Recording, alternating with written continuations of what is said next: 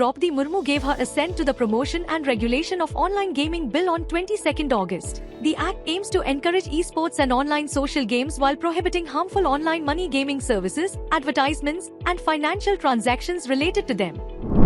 Prime Minister Narendra Modi laid the foundation stone and inaugurated multiple development projects worth 12,000 crore rupees in Gaya in Bihar on 22nd August. He highlighted that these initiatives will strengthen Bihar's industrial capacity and create new employment opportunities for the youth. Boosting rail connectivity in the region, Prime Minister virtually flagged off 2 train Samrit Bharat Express between Gaya and Delhi and Buddhist circuit train between Vaishali and Kodarma.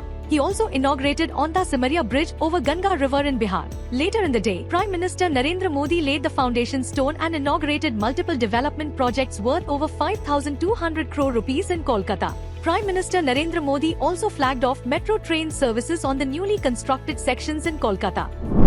Prime Minister Narendra Modi interacted with Group Captain Shubhanshu Shukla in New Delhi on 18th August. During the meeting, the two discussed a wide spectrum of subjects including Shubhanshu Shukla's experiences in space, India's strides in science and technology, and the country's ambitious human spaceflight program Gaganyaan. The Union Cabinet chaired by Prime Minister Narendra Modi approved development of Greenfield Airport at Kotabundi, Rajasthan at an estimated cost of 1,507 crore rupees on 19th August. The cabinet also approved the construction of 6-lane access-controlled capital region ring road of Bhubaneswar bypass in Odisha with a length of 110.875 kilometers at a cost of 8,307 crore rupees.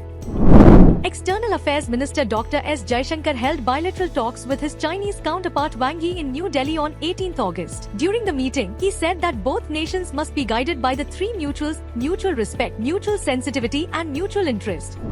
Tapasya Gehlawat won India's first gold at the Under-20 World Wrestling Championships in Bulgaria on 21st August. She defeated Norway's Felicitas Domajeva 5-2 in the women's 57 kg category final.